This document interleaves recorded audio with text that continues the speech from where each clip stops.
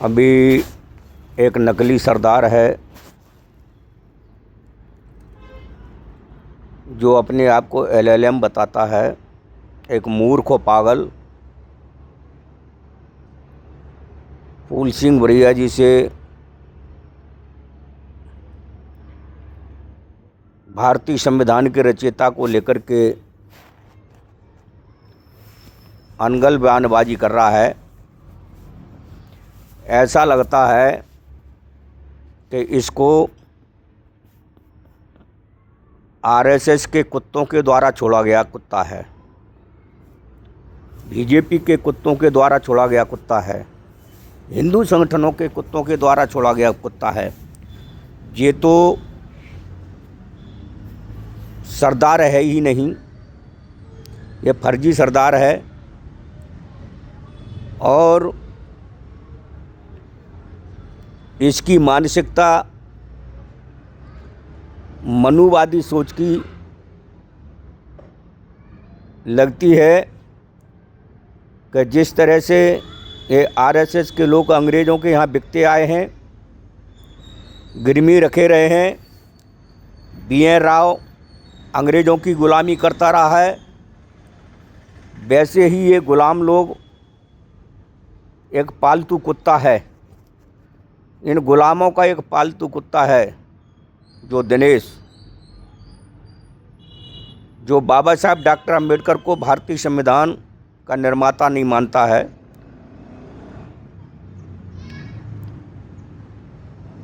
हमारे भाइयों को समझ लेना चाहिए, सिख समाज ने इसको सिख मानने से मना कर दिया और ये दलित है नहीं, क्योंकि अगर ये कहीं SC ST का होता तो इसके दिमाग से बाबा साहब डॉक्टर अम्बेडकर के विरुद्ध एक भी बात नहीं निकलती। BN राव अगर संविधान का रचयिता है तो फूल सिंह बरिया ने जो डेबिट की है, जो अपने वक्तव्य में बोला है फूल सिंह बरिया जी ने, उन फूल सिंह बरिया जी के बोले हुए वक्तव्य को तेरे बाप में हिम्मत है तो कोर्ट में लगा, न्यायालय में जा।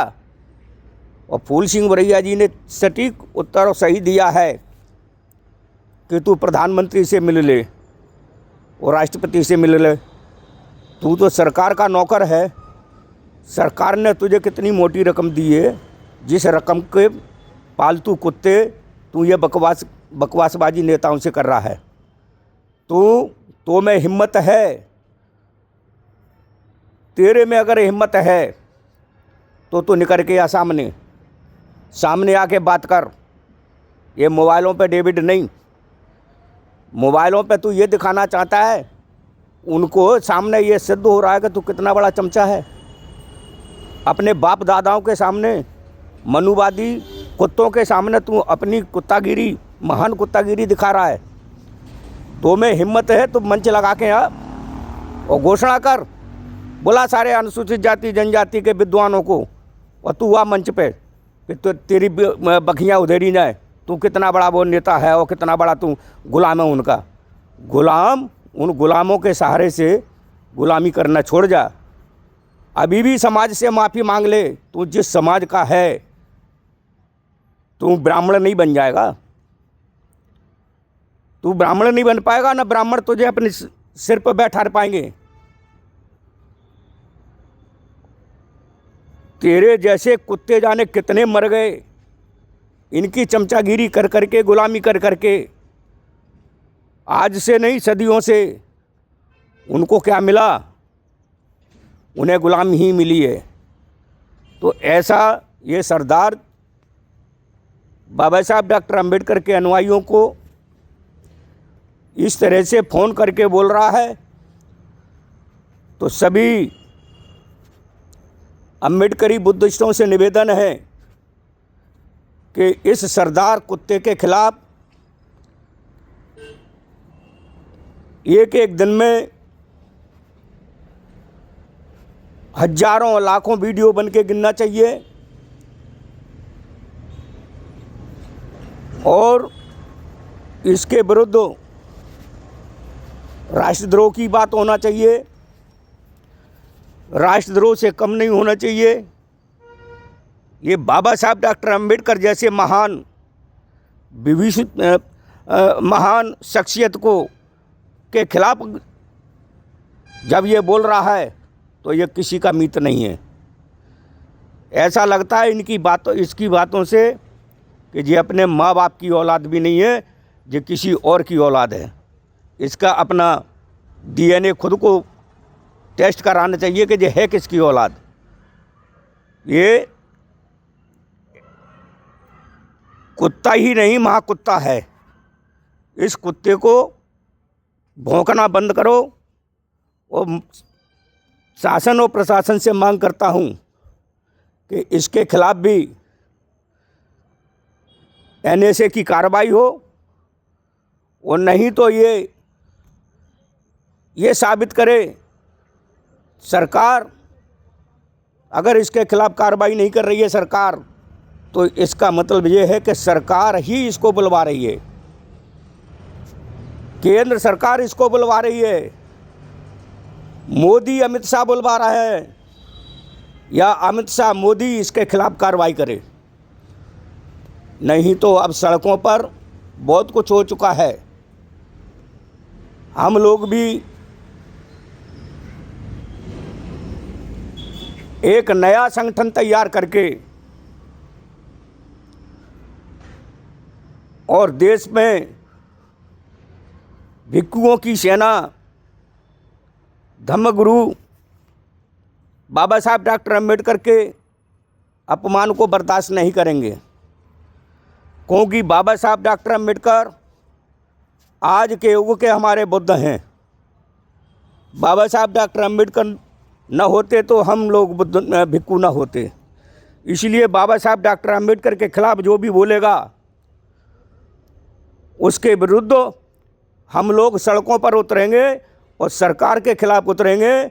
और इतना ही नहीं, हम तुम्हारी एक एक करतूत को उजागर करेंगे, तुम्हारी एक एक करतूत को उजागर करेंगे, तुम्हारे धर्म ग्रंथों को लेकर के निकलेंगे और तुम्हारे धर्म ग्रंथों को जनता के बीच में पढ़ेंगे और जनता के बीच में जाकर के हम सुनाएंगे कि सुनो इनका धर्म ग्रंथ ये कहता है। अभी तो मंच से फूल सिंह बरैया ने बोला है, अब भिक्षु बोलेंगे, अब भिक्षु बोलेंगे और उस हकीकत को कहेंगे जो हकीकत तुम्हारे बाप दादों ने लिखी है इन देश के दबे कुचले मजलूम समाजों के लिए और इसी निकम्मे नकली सरदार के बाप दादों के खिलाफ जो लिखी गई हैं, जो कहा है मनुवाद ने सभी को, वो सब हम उजागर करेंगे और करने की तैयारी में हम लोग लगेंगे। अगर देश में संकट की स्थिति पैदा मनुवाद कर रहा है, ब्राह्मणवाद कर रहा है, जातिवाद के द्वारा और पालतू कुत्तों को पाल करके हम सफरी समाज के बीच में से कुछ पालतू कुत्तों को पाल करके समाज में भ्रम की स्थिति पैदा करने की जो साजिश आरएसएस और भाजपा करने जा रही है, उस आरएसएस को हम नंगा करने का काम करेंगे देश की सड़कों पर। पूरे देश भर में आंदोलन शुरू होगा। अभी बुद्धगया मुक्ति का आंदोलन रुका नहीं है, बुद्धगया मुक्ति का आंदोलन तो रुका ही नहीं है। ये लोग देश में अशांति फैलाने के लिए भिन्न भिन्न प्रकार के षड्यंत्र करते हैं। तो हमें बहुजन समाज के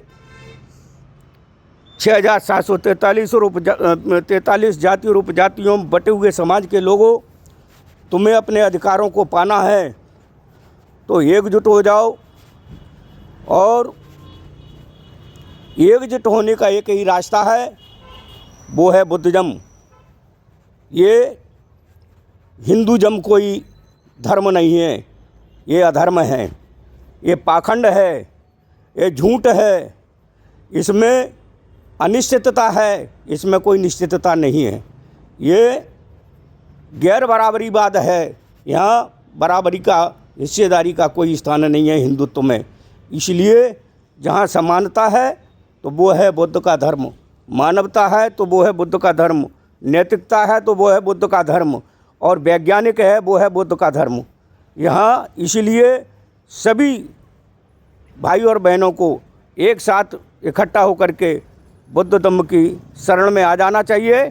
बुद्धं शरणं गच्छामि और धम्मं शरणं गच्छामि और संघं शरणं गच्छामि बोलें, और इस मनुवाद के हिंदू धर्म में लात मारें, जिस तरह से बाबा साहब डॉक्टर अम्बेडकर ने 14 अक्टूबर 1956 को बौद्ध धर्म की दीक्षा अपने लाखों अनुयायियों के साथ में ली।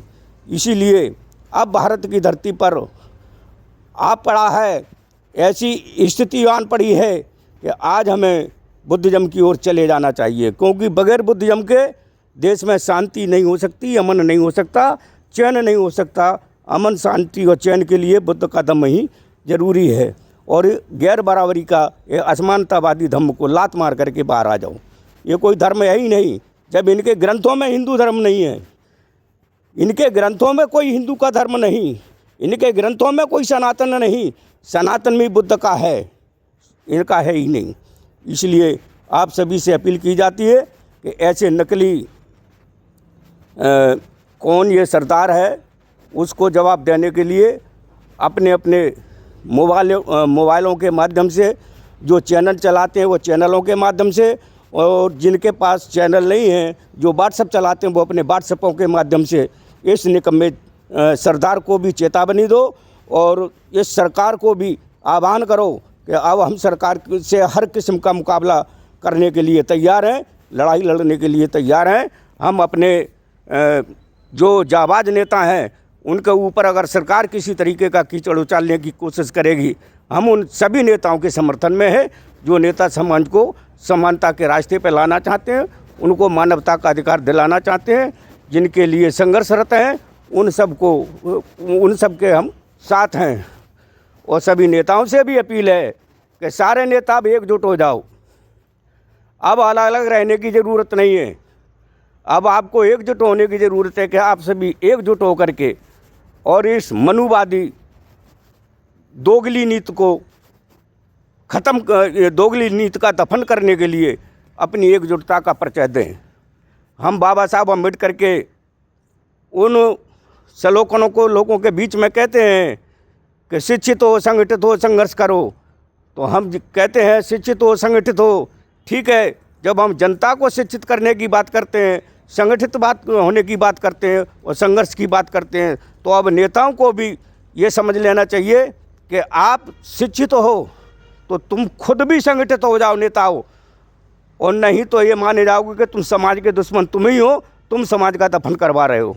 इसलिए जो भिन्न भिन्न क्षेत्रों में बटे हुए नेता हैं, अलग अलग टुकड़ों में बटे हुए नेता हैं, उन सबको एकजुट होने की आज ज़रूरत है। देश की पुकार है, देश चाह रहा है इन दमनकारियों से बचने के लिए, इन दमनकारियों की दमन की नीतियों से बचने के लिए देश मुक्त होना चाहता है। तो देश को मुक्त कराने में आप अपना योगदान दें। ऐसी बात मैंने ये दूसरा वीडियो भी डाला है, ये उसका दिनेश कोई सिख अपने आप को है सरदार कह रहा है और LLM बोल रहा है, उसका बयान फूल सिंह बरिया से करते हुए जब देखा तो मुझे अफसोस हुआ कि एक जो शोषण का शिकार जिसका समाज है वो अपने समाज की परवाह न करके वो मनुवाद को बचाने के में लगा हुआ है, अपने महापुरुषों को नष्ट करने का काम कर रहा है। ऐसे निकम्मे को जवाब देने के लिए सभी अपने अपने काम में लगे, तत्पर हों और इस काम को करने से पीछे न हटें। ऐसी मैं आपसे सभी से अपील करता हूँ, अपनी वाणी को विराम देता हूँ। आप सभी को नमो बुद्धाय, जय भीम, जय भारत, जय संविधान।